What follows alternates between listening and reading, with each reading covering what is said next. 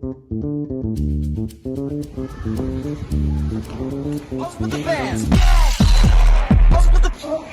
ka na nga. Magulo-gulo mo pa. Bubuha na doon.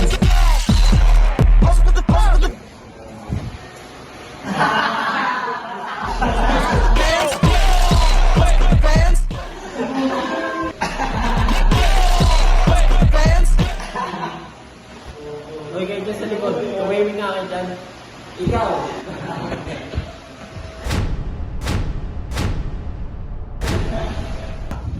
What's up guys? So welcome sa vlog ng Backseat Boys. So ngayong vlog, maghahanap tayo ng mga estudyante at tatanungin natin sila about sa wika. Kaya tara, samahan nyo kami. Hi guys, so ngayon maghahanap kami ng student dito sa Cavite State University ni Lawrence Olimpiaga. Kaya tara, samahan nyo kami. Name and course? I'm Mark P. Umali from BS Course 102E. Anong bagong salita ngayon alam? Bago kong natutunan na salita ay yung tawag ito. Bossing. Bossing! Kamusta ang buhay-buhay? Kay Malupiton. Paano mo ito nalaman? From social media lang, tsaka Facebook, kay Chanson. Nagamit mo ba ito sa pang-araw-araw? O minsan, kasi pag tinatawag ko ang isang kaibigan ko, tinatawag ko bossing. Bossing! Ano ang iyong masasabi sa patungkol sa salitang ito? Masasabi ko lang naman sa salitang ito, medyo... Wait pa.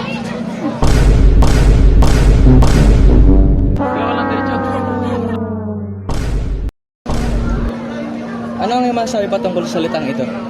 Ang masasabi ko sa salitang bossing, nagbibigay siya ng pag-socialize sa bawat isa. Tawag ng kaibigan, pagtatawag ng kaibigan. Ganun. Thank you. Tama. So, bali guys, tapos na tayo sa unang student. So, maghahanap na tayo ng pangalawang student na tatanungin natin. So, tara!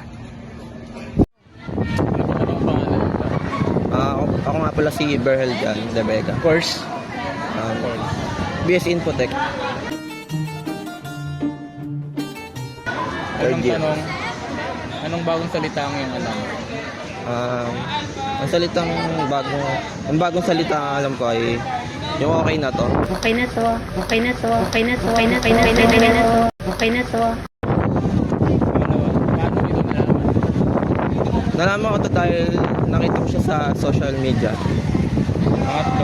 Magagamit mo ba ito sa araw-araw? Oo, nagagamit ko siya. Kapag may example, may ginagawa akong bagay, tapos pagtapos na, okay na po. Pangapat, ano ang iyong masasabi patungkol sa salitang ito? Masasabi ko sa word na ito ay wait lang.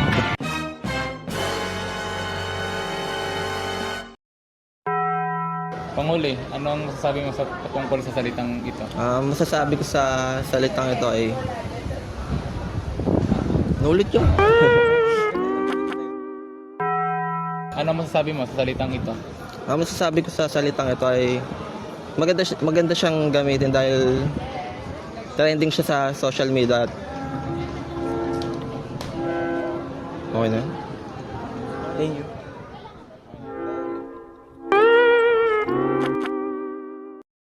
Kanina, sasakyan niyo aking mga kasama. At ngayon, kami naman ang inyong samahan. Tara! Name and course po. Ako po, si Binibining J. Liza D. Polintan from BSc 102B Science.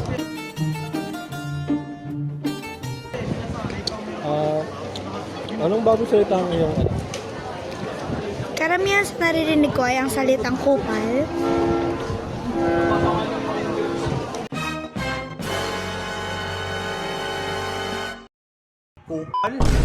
At paano mo ito nalaman? Siguro kasi naririnig ko siya siguro sa inside the classroom and mostly kasi sa friends ko yun. Nagagamit mo ba ito sa pang-araw-araw na buhay? Sa akin hindi kasi alam ko yung deep meaning niya, so alam kong bad siya, so hindi ko siya ginagamit. Anong iyong masasabi patungkol sa salitang ito? Sa mga nakakarinig po ito, dapat po hindi siya gamitin. Dahil dapat bago tayo gumamit ng salita, dapat natin alamin muna ano yung kahulugan nito. Thank you. Nakaisa na kami guys. Tara, isa pa. Larga na. Name and section po. Kim Anli, BS Infotech.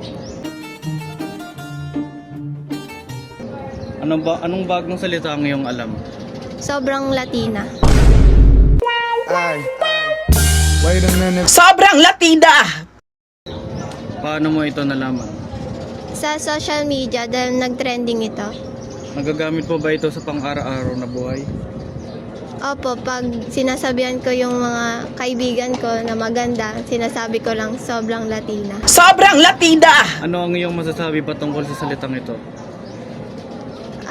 Maganda kasi isa siyang expression. Bagong expression ngayon para sabihan yung isang babaeng maganda.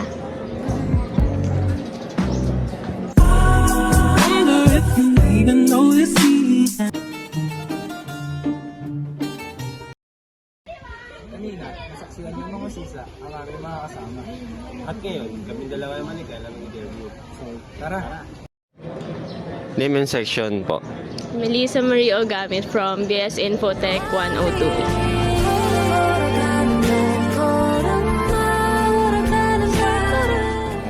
Ito na po yung 5 tanong na inanda namin para sa ano ang bagong salita ang iyong alam? Riz. Paano mo ito nalaman? Sa TikTok. Nagagamit mo ba ito sa pang-araw-araw na buhay? Hindi. Ano ang iyong masasabi patungkol sa salitang ito? Like meaning? Meaning, for me, siya, parang ibang way pa para sabihin mo kung may dating yung isang tao or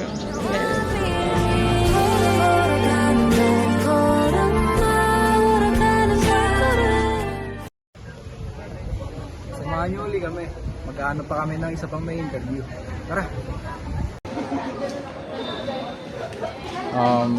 Name and course and section po. I'm Sheila Marie Evangelista from Betipedet 102A. Tapos, Ano po ang bagong salita ang iyong nalaman? siguro yung mga bagong salita na nalaman ko ngayon, yung mga o at yung binabaligtad yung mga word.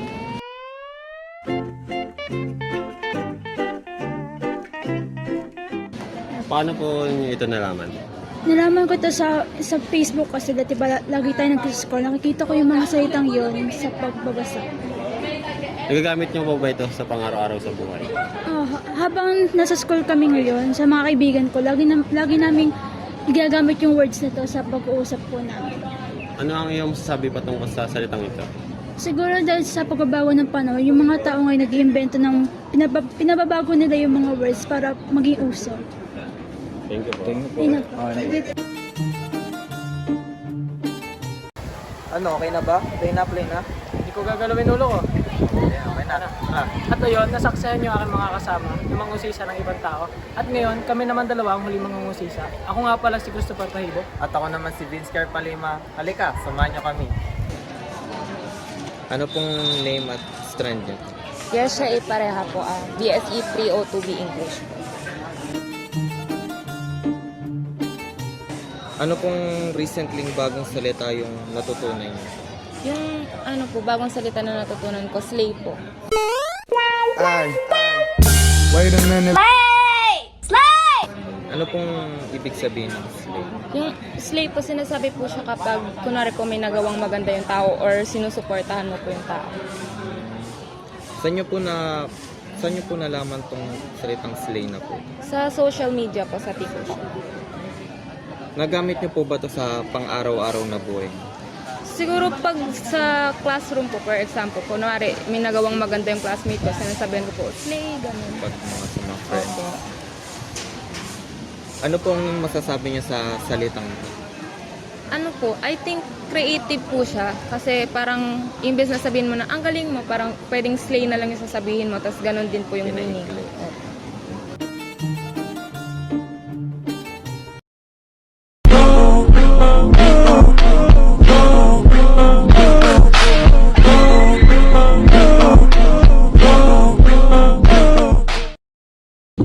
So guys, doon nagtatapos ang vlog namin. Sana patuloy niyong suportahan ng Backstreet Boys. Sana may napulot kayong aral. Bye!